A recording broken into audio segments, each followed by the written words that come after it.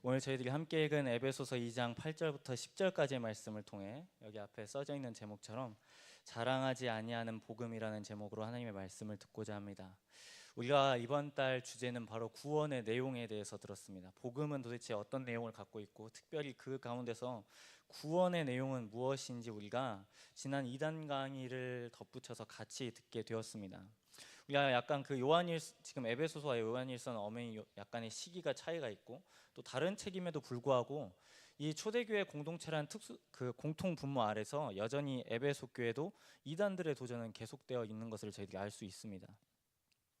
우리가 요한일서에서 다뤘던 그 내용들을 다시 살펴보면 예수가 하나님의 아들이 아니고 예수가 육신으로 오지 않았다라는 이 부인함은 단지 그냥 예수님을 모른다 정도가 아니라 결국에는 이것 때문에 우리들이 받을 구원에 대해서도 그리고 예수님과 하나님 성령님과의 관계인 삼위일체에서도 오해가 생겨나는 상당히 심각한 도전임을 저희들이 들었습니다. 그래서 어떻게 보면 우리가 우리의 믿는 바가 보다 체계를 분명하게 하기 위해서 어떻게 보면 그 체계는 교리라고 지난주에 말씀을 드렸습니다만 우리가 이 교리에 대해서 정확하게 정리가 되어 있어야 우리가 믿는 내용이 무엇인지를 세워져야 우리의 믿는 바가 더욱더 명확해지리라 생각이 되어집니다. 우리가 지난주에 생각했던 그 도전들 중에 하나는 바로 율법주의와 구원의 서정 이 두 가지였습니다. 그리고 그 당시에 있었던 초대교회 공동체 가운데 기록되어져 있지 않지만 율법주의는 여전히 이단에 속했습니다. 율법주의는 말 그대로 행위로 구원을 얻을 수 있다라는 큰 착각이죠. 우리가 지난주에 다뤘던 내용에서 개혁주의와 우리의 복음주의의 차이점도 다루었고 결국에는 그 개혁주의 안에서 다루는 이 구원의 서정은 결국 우리가 요약해보면 우리가 할 수 있는 건 아무것도 없다입니다. 사람이 할 수 있는 건 아무것도 없다. 하나님이 우리를 구원하시는 일에 있어서 우리가 공로를 기여한 그 비율로 따진다면 1%가 아니라 제로입니다. 제로. 하나라도 더하는 게 바로 율법주의죠. 하나라도 더해서 내가 하나님 앞에 가까이 갈 수 있다. 내가 좀 괜찮게 살아서 하나님께 선택을 받았다. 이 모든 것들이 율법주의의 파생입니다. 그래서 어떻게 보면 우리가 이 5번째와 6번째 그리고 지난주에 나왔던 것처럼 견인과 영화의 순인데 우리가 구원파의 이단들이 늘 물어보는 질문이 그겁니다. 당신은 구원을 받았습니까? 구원을 받았다면 당신은 몇 날 며칠에 구원을 받았습니까? 그것을 언급합니다. 저도 몰라요. 언제 구원받았는지. 그렇게 물어보면 더 정확하게 성경의 답변으로 얘기한다면 성경은 구원을 과거, 현재, 미래로 다 다루고 있습니다. 성경에서의 구원의 시간은 어느 한 지점이 아니라 그걸 굳이 지점을 꼽자면 과거겠죠. 근데 과거에서 그치는 게 아니라 여전히 그 구원은 오늘날에도 그리고 앞으로도 하나님의 구원을 이루어 가십니다. 그래서 구원은 삼중시제입니다. 구원하셨고 구원하시고 계시고 구원하실 겁니다. 이게 바로 구원의 올바른 이해입니다. 오늘 어떻게 보면 7번째, 8번째 단계인 견인과 영화는 미래적인 부분에 해당합니다. 구원파들이 가장 그렇게 단정을 짓고 물어보는 이유는 당신의 구원의 근거가 어디 있는가를 물어보는 겁니다. 만약 그랬을 때 이 사람이 제대로 답변을 하지 못하면 당신은 구원받은 게 아닙니다. 만약에 조금이라도 주저한다면 당신은 구원을 다시 받아야 되고 그리고 당연히 뭐라고 말하겠나요? 우리 단체에 와서 구원을 받을 수 있다라고 가르쳐 줍니다. 그리고 그 구원파에서 가장 왜곡되는 것 중에 하나는 그렇게 구원을 받았기 때문에 더 이상 마음껏 살아도 문제가 되지 않는다고 가르칩니다. 말 그대로 그냥 흥청망청 내가 구원받은 신자이기 때문에 내가 구원받은 그리스도인이기 때문에 내가 그 확신에 서 있다면 나는 그냥 우리의 이해를 돕자면 그냥 하나님이 기뻐하시지 않는 일을 해도 괜찮은 겁니다. 그게 구원파의 논리예요. 왜냐하면 구원받았기 때문에요. 과거에. 그런데 성경은 전혀 다른 교리를 그리고 권면을 우리에게 줍니다. 그게 바로 신약 성경에 계속해서 반복되는 주제입니다. 이 사도 바울이 썼다고 알려진 에베소서 역시 그것을 언급하고 있습니다. 요한일서는 사도 바울이 쓰지 않았지만 이 모든 이 사도행전 이후에 나온 많은 편지글들의 대부분의 구조는 첫 번째는 교리고 두 번째는 권면입니다. 교리는 무엇을 다루냐면 우리가 어떤 은혜로 하나님께 구원을 받았는가를 분명하게 밝히고 있습니다. 거기서 밝히는 바는 아무것도 하지 않았다입니다. 아무것도 하지 않았다. 인간은 아무것도 기여하지 않았고, 인간이 아무리 애를 쓰고 그 진리 가운데 다가갔지만 그 진리를 이룰 수 없다가 바로 이 신약 전서 앞에 있는 39권이 그것을 증언해주고 있습니다. 아무리 이렇게 해도. 그렇다면 구원은 어떻게 이루어질 수 있는 건가? 외부적인 개입이 없고서는 절대 인간이 구원에 이를 수 없다는 게 바로 신약 성서의 결론이고, 그 신약 성서의 결론은 그 구원의 계시자이신 예수 그리스도가 오셔서 구원을 이루셨다라고 약속하십니다. 그러니까 이러한 과정 가운데 있을 때에 우리가 이 교리와 이 실천은 따로 가는 게 아니라, 우리가 하나님 앞에 어떤 은혜를 받았다면 우리가 그 받은 은혜를 가지고 이제는, 이전까지는 내가 흥청망청 살았지만, 내가 되게 방탕하게 살았지만, 내가 되게 하나님을 모르는 자녀로 내가 그렇게 살았지만, 구원을 받았다는 감격이 있고, 구원을 받았다는 사실이 내 안에 계속 있고, 구원을 받았다는 그 믿음이 내 안에서 계속해서 은혜로 주어질 때에, 아, 이렇게 사는 것은 하나님이 기뻐하시지 않는구나를 드디어 깨닫기 시작하는 겁니다. 그게 바로 이 모든 편지글들의 구조입니다. 그 전반부에서는 이러이러한 은혜로 사람이 구원받았기 때문에, 후반부에서는 이러이러한 은혜로 구원받은 사람은 이렇게 살아야 된다고 말하는 겁니다. 그게 우리가 읽고 있는 이 모든 편지글들의 동일한 배경입니다. 그 다시 논점을 돌아와서 우리가 견인과 영화 7번째와 8번째 단계를 통해서, 이게 여러분 잘 오해하실 수 있는데, 첫 번째부터 8번째까지 이게 내가 깨달았으니까, 내가 타락한 걸 알았으니까 그 다음 내가 이렇게 가고, 이렇게 뭐 단계를 점프하듯이 이렇게 가는 게 아닙니다. 더 정확하게 얘기해 보자면 1번부터 5번까지는 상당히 동시간대입니다. 동시간이요. 내가 이것을 순간 깨달으면 5번까지 순간 가는 겁니다. 그러니까 어떤 것을 선결해서 내가 뭐 약간 도장 깨듯이 1단계를 깼으니까 2단계로, 2단계 넘어 3단계 이렇게 가는 게 아니라, 우리 구원은 상당히 복합적으로 이루어진다는 겁니다. 결국 그래서 우리가 오늘 읽는 이 2장 8절부터 10절 말씀 역시 이 에베소 교회라는 특수한 상황이지만, 여전히 이들 역시 이단들의 그러한 율법주의와 안에서는 율법주의, 밖에서는 이단들의 이러한 도전이 있었기 때문에 사도 바울은 다시 한 번 더 이 사람들이 받은 구원에 대해서 설명하고 있는 겁니다. 그래서 8절과 10절이 그렇게 정리되어져 있고, 이것을 조금 더 자세하게 내용을 살펴보면 5절과 6절에 이러한 말씀이 기록되어져 있습니다. 5절과 6절 말씀입니다. 허물로 죽은 우리를 그리스도와 함께 살리셨고 너희는 은혜로 구원을 받은 것이라, 또 함께 일으키사 그리스도 예수 안에서 함께 하늘에 앉히셨다라고 말합니다. 구원을 받을 수 있는 유일한 내용은 우리가 적혀져 있는 게 아니라 바로 예수 그리스도가 행하신 일입니다. 그럼 바로 예수 그리스도가 죽으셨고 다시 살아나셨기 때문입니다. 여기에 우리는 왈가왈부할 수 없습니다. 만약 우리의 힘과 노력으로 우리가 구원받았다고 한다면 우리는 감정 따라 구원이 올 겁니다. 오늘은 내가 조금 선한 일을 했으면 내가 구원에 이르렀다고 생각할 거고, 내가 선한 일을 하지 않았으면 나는 상당히 구원의 거리가 멀다고 생각할 겁니다.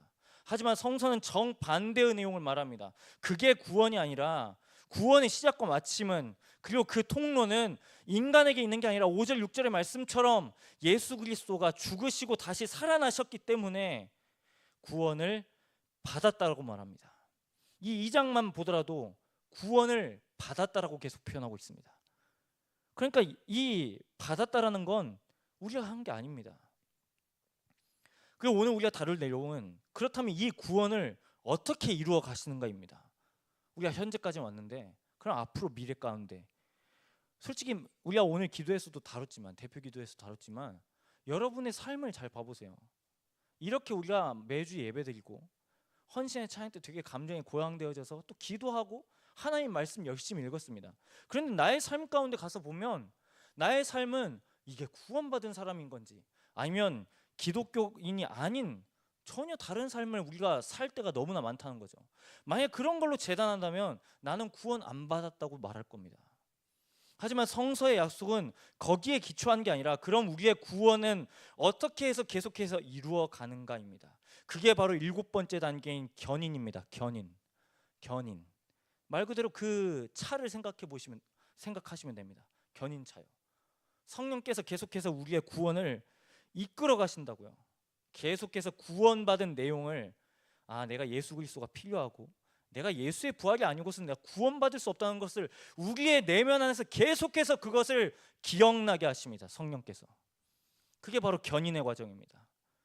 그러니까 이러한 견인의 과정을 거친 다음에 결국 마지막에 예수 그리스도가 다시 오신 다음에 하나님의 품에 안기는 영화의 단계에 들어가면 구원이 완성됩니다.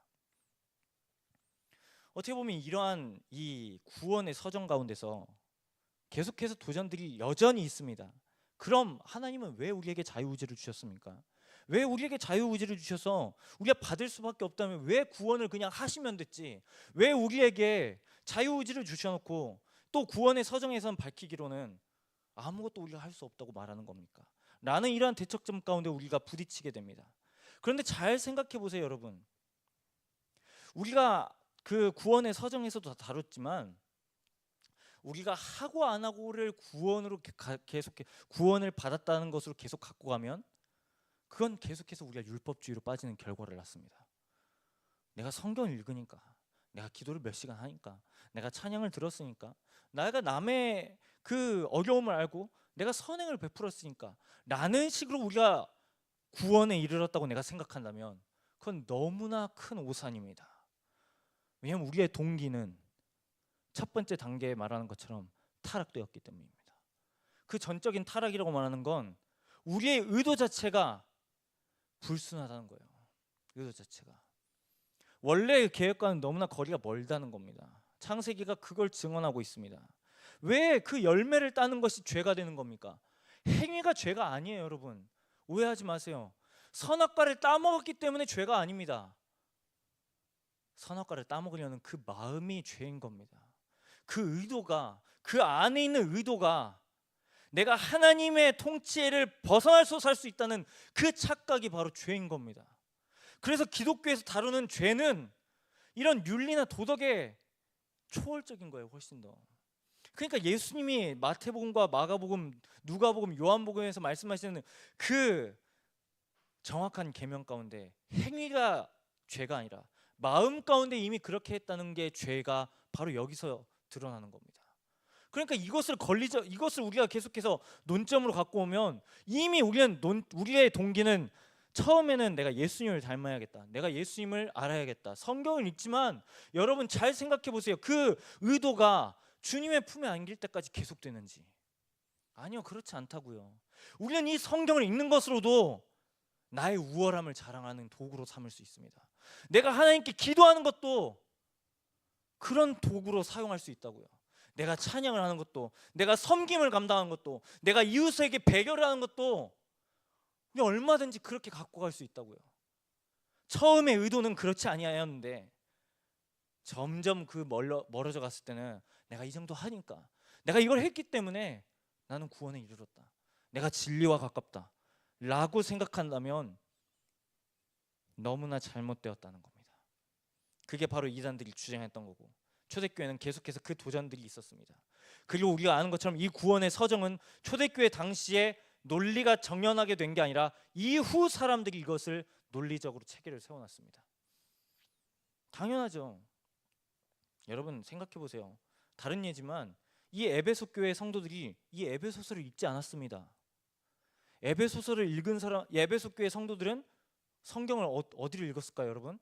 구약 성경을 읽었습니다.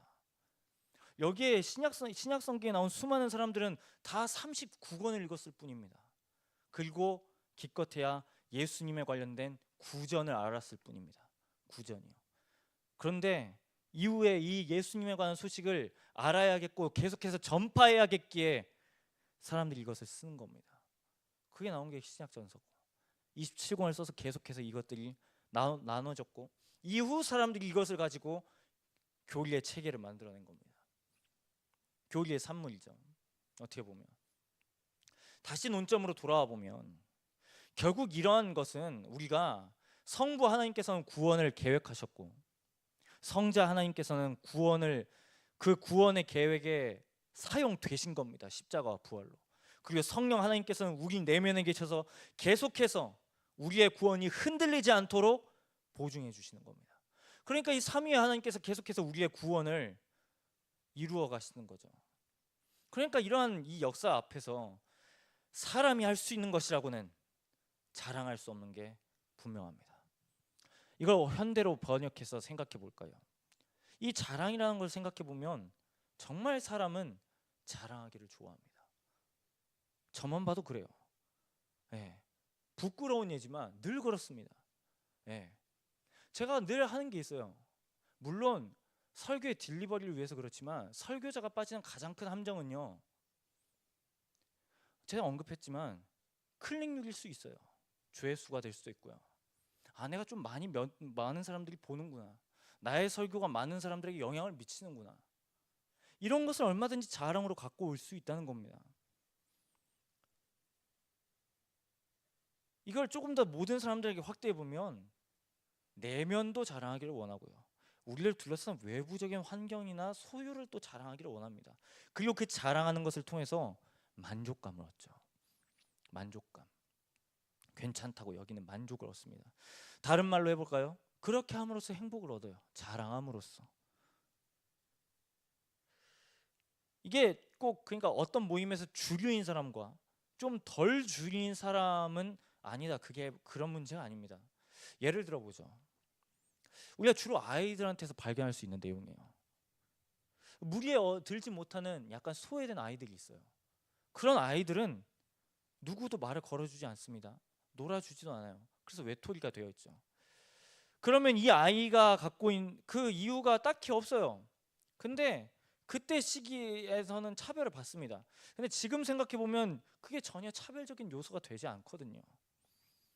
되게 사소한 거고 되게 조금 다른 겁니다. 근데 그것 때문에 배척받습니다. 근데 그러면 그 배척받은 아이가 선택할 수 있는 선택지가 크게 두 가지가 있습니다. 애써서 그 소외감을 무시하든가, 아니면 그 소외감을 자기에게 집중하게 만드는 겁니다. 집중하게요. 되게 이런 식입니다. 어린아이들 딱 생각해보면 이래요. 딱 놀고 있는데 신상 장난감을 갖고 오는 겁니다. 네, 들고 와요. 근데 그 친구는 소외된 친구예요. 그럼 여러분, 그 신상 장난감을 갖고 오면 당연히 그 아이들의 마음 가운데 그 시선은 어디로 향하고 있죠? 그 장난감을 향해서 갈 겁니다. 그래서 소외받은 그 아이는 당연히 무엇을 느낄까요? 나에게 시선이 온 것을 느끼고 만족감을 느낄 겁니다. 예. 우리는 여기서 되게 이 자랑이라는 이 카테고리에 이 과정들을 저희들이 살펴보게 됩니다. 그러면 이제 뭐 이후 이야기는 다 그런 거예요. 이제 그러다가 이제 그 무리 중에 하나가 장난감에 관심 갖고 다가오기 시작하면 게임 끝난 겁니다. 네. 먹힌 거예요. 소위 말해서 자기의 계략이 먹힌 겁니다. 전략이 먹힌 겁니다. 그렇게 함으로써 소외감을 탈피할 수 있는 가능성이 열립니다. 그러니까 우리가 이러한 자랑에 대한 일종의 이런 아주 소소한 예지만, 이러한 예를 통해서 우리가 일종의 자랑과 관련된 도식을 발견하게 됩니다. 내 자신을 상대보다 소유, 지위, 학벌 등 뭐든 다 끌어쓸 수 있는 제목들을 갖고 와서 자기 자신을 상대보다 끌어올림을 통해서 일종의 자기 만족을 하기를 원합니다. 그게 자랑이죠. 그렇게 함으로써 만족을 누립니다. 자족감을 느끼죠. 근데 여기서의 특징은 이 끌어올릴 수 있어요. 하지만 이 끌어올림은 상대적이라는 겁니다. 절대적이지 않아요. 이 상대적이라는 특징은 절대 불변한 게 아닙니다. 더 큰 걸 만나거나 훨씬 더 좋은 걸 만나거나 더 나은 걸 만나면 그 끌어올림은 힘을 잃습니다. 희미해지고. 이런 예를 봤을 때 이런 자랑은 상당히 한계가 명확하다는 거죠. 우리가 소유 갖고서도 그렇게 생각해 볼 수 있습니다. 이건 또 다른 사람의 예를 들어서 설명해 봅니다. 독일의 철학자인 쇼펜하우어는 소유물에 대해서 이렇게 정리하고 있습니다. 잘 들어보세요. 소유물에 대한 합리적인 소망의 한계를 결정하기란 불가능하진 않더라도 어려운 일이다. 소유에 대한 각자의 만족감은 절대적인 양이 아니라 개인의 요구와 그의 소유물 사이의 관계, 즉 상대적인 양에 따라 다르기 때문이다. 그러니 개인의 요구사항과 소유물 중에서 소유물만 떼어서 생각하는 것은 분모 없이 분자만 있는 분수와 같다. 재화의 필요성을 전혀 느껴본 적 없는 사람은 가진 게 별로 없어도 딱히 상관이 없고 재산이 아예 없더라도 상당히 만족스러운 삶을 산다. 여기서 약간 그 다음 문단이 조금 더 우리에게 좀 주의를 요하는 부분입니다. 그런가 하면 재산이 적은 사람보다 100배 많은 재산을 가지고도 자신이 원하는 단 하나가 부족해서 불행하다고 생각하는 사람이 있다. 이런 점을 미루어 보면 모든 사람은 자신이 달성할 수 있는 자신의 고유의 영역이 있다. 이 영역 내에 있는 어떤 대상을 소유할 수 있다고 생각한다면 그 사람은 행복하다고 생각한다. 하지만 곤란한 일이 생겨서 목표한 대상을 얻을 가망성이 사라지면 불행해진다. 자신의 영역 밖에 있는 대상은 인간에게 아무런 영향을 끼치지 못한다. 요약하면 소유에 대한 만족이 양의 많고 적음에 달렸다기보다는 자기가 진짜 원한 것을 가지지 못하고서는 그 만족은 없다는 겁니다. 쇼펜하우어의 말은. 이건 거의 진리죠. 진리예요. 왜 사람들이 신상에 열광한가요? 왜 사람들이 새 것을 나오면 새 것을 자꾸 구매하려고 하죠? 왜 사람들이 여전히 옛 것이 좋다고 말하지만 여전히 사람들의 관심과 그 마음들은 왜 새 것에 있나요? 그리고 중요한 건 새 것을 샀어도 또 다른 새 것을 산다는 겁니다. 또 새 것을 사요. 기능이 모자라서요? 아니요. 뭔가 망가져서요? 아니요. 자신의 그 만족이 채워지지 않았기 때문입니다. 그리고 우리는 그러한 문화 내러티브 안에서 삽니다. 끊임없이 이걸 강조하고 광고합니다. 당신은 이걸 가지면 행복할 겁니다. 당신에겐 딱 이거 하나만 없기 때문에 이걸 사면 행복할 수 있습니다. 당신이 갖고 있는 이 모델은 이 기능이 없네요. 이 기능만 갖고 있으면 행복할 수 있습니다. 이렇게 대놓고 말하지는 않더라도요. 다 그렇게 선전한다는 거죠. 우리가 접하는 SNS, 뉴스, 미디어, 유튜브 다 그렇습니다. 그거 안 갖고 있으면 불안해요. 그거 안 이뤄놓고 있으면 막 조급합니다. 그게 우리가 살고 있는 문화 내러티브입니다. 그러니까 이런 흐름 안에 있다 보면 우리의 신앙과 우리의 믿음과 우리의 구원 역시 그러한 동일한 방식으로 이해할 때가 많다는 거예요. 우리가 받은 구원을 자꾸 하려고 해요. 하는 것으로 구원을 이루어내려고 합니다. 우리는 여기서 예리한 두 가지를 구분해야 됩니다. 바로 칭의와 성화의 관계입니다. 우리가 5단계에서 칭의를 다루었습니다. 칭의는 아무것도 우리가 할 수 없다는 겁니다. 예수 그리스도가 하셨고 그걸 하나님이 선언하셨고 믿는 사람은 법적인 선언으로 그것을 끝났다는 겁니다. 그런데 성화는요, 우리의 순종이 들어갑니다. 순종이. 여기서 구분점이 지어집니다. 이게 우리가 지난주도 다뤘지만 우리가 그 부부 사이의 예를 들었습니다. 그 아내가 자기가 사랑받는 것을 언제 느끼냐면 남편이 집안일을 해줄 때 사랑받는다고 느꼈다고 그 예를 들었습니다. 그런데 했어요. 그런데 문제는 그 남편의 속마음은 전혀 아내를 기쁘게 할 마음이 없다는 겁니다. 기쁘게 할 마음이. 그냥 하는 거였어요. 그냥 이 결혼관계를 유지하기 위해서, 그냥 책망을 듣지 않기 위해서, 그냥 내가 이걸 하면 잔소리를 덜 먹으니까 했다고요. 여기에 무슨 사랑이 느껴지나요? 여러분 그러면 물어볼까요? 이 둘은 사랑하고 있는 관계인가요? 남편은 아내를 지금 사랑하고 있는 건가요? 아내가 지금 느끼고 있는 그 만족감은 진짜 만족감인가요? 이걸 우리의 신앙 가운데 적용해 보면 그렇습니다. 칭의 성화의 관계가 그게 딱 그런 겁니다. 우리가 그냥 순종하는 거? 아니요. 우리가 왜 순종해야 되나요? 우리가 왜 말씀을 읽고 왜 기도를 해야 되고 왜 예배를 드리고, 우리가 이 칭의의 단계에서 이 은혜를 깨달지 않으면 내가 죄인이라는 사실을 겸손하게 고백하지 않고 내가 스스로 구원에 이를 수 없다는 그 가운데 나는 아무것도 할 수 없는 쓰레기임에도 불구하고 하나님은 예수 그리스도라는 그 인물을 통해서 구원을 계시하시고 창조하셨고 이루셨다는 그 사실 때문에 내가 하지 않아도 된다라는 그 사실, 그걸 믿는 거예요. 그리고 이후에는 그게 너무나 감사해서 그 감격하는 마음을 가지고 순종하는 겁니다. 이게 바로 성화입니다. 성화. 그러니까 성화로 우리가 구원의 모양은 드러날 수 있습니다. 하지만 구원의 근거는 아닙니다. 구원의 근거는 이미 칭해서 끝났습니다. 우리가 받은 구원의 내용 역시 마찬가지입니다. 우리가 자랑이라고 그랬죠. 우리가 이 자랑을, 이게 우리의 인간의 연약함입니다. 오래 다니면 그런 것 같아요. 오래 다니면 자랑합니다. 조금 대단한 일을 하면 자랑합니다. 이 말씀을 맡은 사역자로서 더 집중시켜서 예를 들어볼게요. 다 그런 건 아닙니다. 하지만 그런 위험성이 있다는 걸 여러분들에게 설명드리는 겁니다. 많은 사람들이 보면 내가 뭐라도 되는 줄 아는 사람인 것처럼 우리가 착각할 수 있습니다.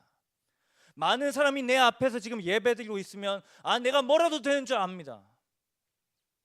그게 사람입니다.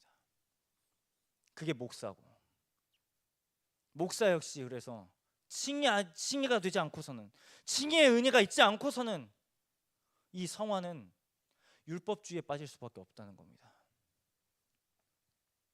그래서 우리가 이 구원에 대한 이 자랑을 하지 않는 겁니다, 여러분.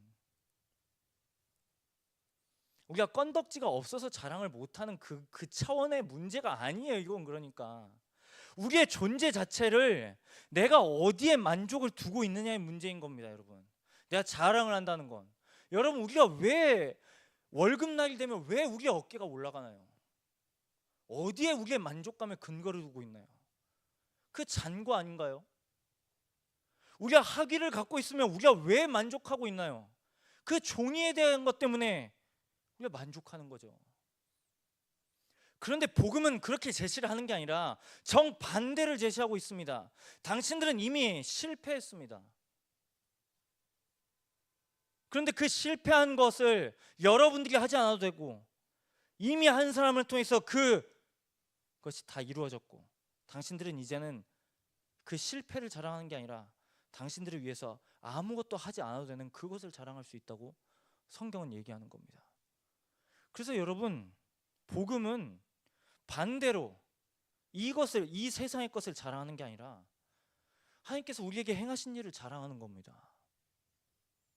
우리에게 행하신 일을 자랑하는 것, 우리에게 행하신 일을 기억하는 것, 우리에게 행하신 일을 계속해서 곱씹는 것, 이게 바로 우리의 신앙의 생활입니다. 이것을 우리가 깨닫는다면, 우리가 이제 3월 두 번째 주에부터 이제 소그룹으로 향해서 나아가는데, 우리가 거듭 설명드렸습니다. 이미 소그룹의 구성도 다 끝났고 다 배정도 끝이 났습니다. 저희가 여러분에게 도전했던 부분은 딱 한 가지였습니다. 우리가 소그룹 리더가 결단하는 만큼 여러분 역시 결단하라는 겁니다. 사랑할 것을. 물론 우리의 결단이 되게 흔들리고 동기가 어그러질 때가 많이 있지만, 저는 그 최소한을 우리가 가져야 된다고 생각했습니다. 그냥 거저 예배 드렸으니까, 거저 대그룹 모임 끝났으니까 그저 당연히 소그룹 모임 가는 거, 물론 그럴 수 있습니다. 하지만 우리에게 주신 이 소그룹 모임을 더욱더 우리의 마음을 열기 위해서는 딱 한 가지의 장치가 저는 필요하다고 생각했습니다. 그건 여러분의 의지를 표명하는 이 작업이었어요. 그래서 여러분의 소그룹 모임 가운데 가서 소그룹 리더가 준비하는 것만큼 여러분의 소그룹 원들도 소그룹을 사랑하기 위해서 여러분의 의지를 표명하는 거였습니다. 여러분, 이 둘이가 같이 가는 겁니다. 사랑을 하는 것도 나의 의지가 필요한 겁니다. 반대로 하나님의 사랑을 기억하지 않고서 의지만 갖고서는 무너집니다. 그러니까 이 두 길이 같이 가야 되는 거예요. 그래서 율법과 복음은 같이 가는 겁니다. 복음 없이 율법이 따로 존재하지 않고, 율법만 있고 복음만 따로 이렇게 따로 떼어져 있는 것이 아닙니다. 그래서 우리가 읽는 성경 역시 39권과 27권이 같이 있는 겁니다, 여러분. 우리가 이 안에서 할 수 없다는 걸 깨닫고 내가 받은 사랑이 어떠한 사랑인지를 알면, 그러니까 우리의 근거가, 할 수 있는 근거는 나의 의지와 나의 결단이 아니라 그리스도께서 행하신 일로 우리가 결단을 삼아야 된다는 겁니다. 이게 복음이 바로 우리에게 주는 도전이고자 결단인 거예요, 여러분. 그리고 이게 바로 이단들이 자꾸 걸려서 넘어졌던 부분인 거고, 초대교회부터 지금까지 계속해서 구원에 관해서 계속해서 흔들고 있는 내용 중 하나입니다. 그렇기 때문에 우리가 받은 구원은 반드시, 여러분, 성령께서 우리에게 약속하신 이 약속은 흔들리지 않습니다. 이게 구원의 약속이에요. 내가 아무리 넘어졌어도 죄송할 수는 있습니다. 내가 아무리 연약해서 또 한번 엎어질 수 있고, 계명을 실천하다가 실천하지 않을 수도 있고요. 이 말씀을 읽다가 곡해할 수도 있고 오해할 수 있어요. 하지만 구원의 가능성에서 탈선되지 않습니다. 왜요? 하나님이 그렇게 하시니까요. 그게 바로 예수 그리스도와 성령 하나님과 성부 하나님께서 우리에게 행하신 구원의 사건입니다. 그래서 우리는 끌려가는 겁니다. 구원이. 그리고 마침내 예수께서 오실 때에 우리의 몸 역시 예수님과 같이 병환화되는 영화의 단계로 들어가는 겁니다. 우리가 매 주일마다 사도신경을 왜 외운다고 생각하세요? 그냥 외우라고 해서 외우는 건가요? 아니요. 우리가 리워십 때 제가 사도신경 할 때마다 인도하는 멘트가 있습니다. 그리스도인들, 우리가 믿는 신앙의 내용은 무엇입니까? 나는 전능하신 아버지 하나님, 천지의 창조주를 믿습니다. 나는 그의 유일하신 아들 우리 주 예수 그리스도를 믿습니다. 그분은 성령으로 잉태되어서 독생자로 태어나셨고, 마리아에게 또 잉태되셨고, 빌라도에게 고난을 받으셨고, 십자가에 달려서 돌아가 죽으셨고, 3일 만에 부활하셨고, 그리고 우리가 거룩한 교회로서 우리가 이야기하고, 그 다음 마지막 아멘 가기 전에 우리가 무엇을 같이 고백하죠? 몸의 부활을 고백합니다. 몸의 부활. 우리의 몸은 나중에 부활됩니다. 왜요? 예수님께서 부활하셨기 때문에요. 완전히 새 것으로요. 진짜 완전히 새 것으로. 그건 우리의 초월적인 밖이에요. 제가 말로 담아낼 수 없습니다. 다만 비견할 수 있는 건 예수님처럼 된다는 것만 알 수 있습니다. 예수님처럼 정말 벽을 통과할지도 몰라요. 그게 우리에게 주시는 약속입니다. 우리의 그냥 내면만 변화시키는 게 아니라 우리의 몸 역시 하나님 앞에서 변화시키는 겁니다. 그래서 구원은 구원받았고 구원하고 계시고 구원하시는 겁니다. 이 구원의 서정 앞에서 우리는 흔들리지 않을 수 있습니다. 왜냐하면 성령 하나님께서 우리 안에 계셔서 예수님이 하신 일들을 여러분에게 생각나게 하시기 때문에. 그래서 성령 하나님께서 그래서 인격적이라고 말을 그때 쓰는 겁니다. 각자의 보폭에 맞게 역사하시기 때문에요. 우리가 MBTI 경우의 수를 따지면 16개라고 그러죠. 16가지. 그 16가지 가능성으로 하나님은 인도하시는 거예요. 맞게, 그 사람에 맞게, 그 사람의 성정에 맞게. 그러니까 하나님은 인격적이신 겁니다. 그래서 구원은 하나님으로부터 시작해서 하나님으로 끝나는 거고, 그 중간에 성화, 그리스도를 닮는 과정에서 내가 억지로 순종하는 게 아니라 그리스도를 정말 내가 닮아야겠다라는 그 사랑의 마음으로 내가 나아가는 겁니다. 여러분, 그래서 우리의 구원은 흔들리지 않는 겁니다. 말씀을 마무리합니다. 우리가 여러분, 그래서 우리가 자랑해야 될 부분은 눈에 보이는 것들이 아닙니다. 눈에 보이는 것들은 다 사라지기 마련입니다. 나의 건강도, 우리는 지금 청년의 시기를 보내니까 덜 아파서 그렇지 우리 모두는 다 늙고 병들어서 죽을 겁니다. 우리가 갖고 있는 소유요? 죽을 때 그거 갖고 갈 수 있는 사람이 누가 있나요? 아무리 좋은 차, 좋은 집, 좋은 무언가를 누리면 뭘 갖고 갈 수 있나요? 여러분이 또 결혼해서 여러분의 자녀가 잘 살아서 여러분의 구원의 무슨 영향을 미치나요? 전혀 그렇지 않습니다. 아무것도 들고 갈 수 없습니다. 들고 갈 수 있는 거라면 딱 한 가지예요. 예수가 그만큼 우리를 사랑하셨다는 거. 이 한 가지. 그래서 우리는 이걸 자랑하는 거예요, 여러분. 그리스도인은. 그러니까 교회 밖에서는 이걸 자랑하는 게 너무 미련하지만 우리는 이걸 자랑하는 게 자랑스러운 겁니다, 여러분. 영광스러운 거고. 내가 하지 않았는데 어떻게 구원을 얻나요? 세상의 논리라고 하면 내가 해야 받는 겁니다. 내가 노력해야 받죠. 기부해야 테이크 할 수 있죠. 이게 세상의 논리잖아요. 그런데 복음은 우리에게 계속해서 도전하십니다. 복음을 깨닫는 사람들은 이 순서를 잘 알고 나의 마음에 하는 것보다 하는 건 너무나 중요하고 맞지만 그건 부차적인 문제라는 거예요.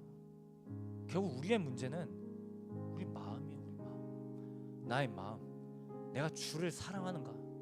내가 정말 주님을 내가 사랑하는가? 내가 정말 주님을 예배드리기를 원하는가? 정말 저 앞에서 목사가 얘기하는 그 내용이 내 마음 가운데 동의가 되는가? 이 부분인가 봐요. 이 부분. 신앙은 이 싸움이라고. 이 싸움. 이게 동의가 되지 않는데 아무리 탁월한 사람이 와서 아무리 논리를 잘 펼친다고 해서 그게 되는 게 아니고 나의 마음 가운데서 내가 타락됐고 내가 타락했기 때문에 내가 갈 수 없는데 내가 어떻게 갈 수 있는가? 하나님이 나를 선택하지 아니하시고는 나를 부르시지 아니하고서는 내가 갈 수 없고 내가 거듭나지 아니하고서는 내가 하나님 앞에서는 내가 잘 살았다고 내가 자부했는데 내가 돌이켜놓고 보니까 내가 거듭나 보니까 나는 죄인이었고 나는 그래서 이제 회개를 해야겠습니다. 나에게 믿음을 주십시오. 그리고 이제 드디어 내가 그리스도의 십자가를 바라보니까 내가 아무것도 할 수 없었습니다. 내가 아무것도 한 게 없었습니다. 이미 그리스도께서 행하신 일 때문에 내가 구원을 약속받았습니다. 내가 너무 감사해서 이제 내 마음을 내 원하는 대로 사는 게 아니라 그리스도가 원하는 대로 살겠습니다. 내가 순종하겠습니다. 그리고 장차 주님 다시 오실 때까지 나는 또 넘어지겠고 나의 의도는 또 흔들리겠지만 내 안에 계신 하나님께서는 이 구원을 이루어 가시는 걸 내가 믿습니다. 그러니까 여러분 너무나 놀라운 거죠. 이 구원은. 그러니까 우리가 예배드릴 수밖에 없는 거죠. 감사할 수밖에 없는 겁니다. 그래서 우리는 주님을 사랑하는 게 가장 우리의 결단이어야 합니다. 도전이어야 하고. 한 주간 살면서 여러분이 하지 않는 거 좋습니다. 저도 목사지만 말씀 읽지 않을 때 많습니다. 새벽기도 못 나갈 때 있습니다. 이런 것을 나무라는 게 아니라 어떻게 보면 그 마음에 담긴 중심이에요. 중심. 우리의 중심이 예수 그리스도의 마음을 알아서 내가 정말 주님을 사랑해서 순종하는 것, 이것이 우리의 결단이 되기를 간절히 소망합니다. 우리 함께 그것을 소망함으로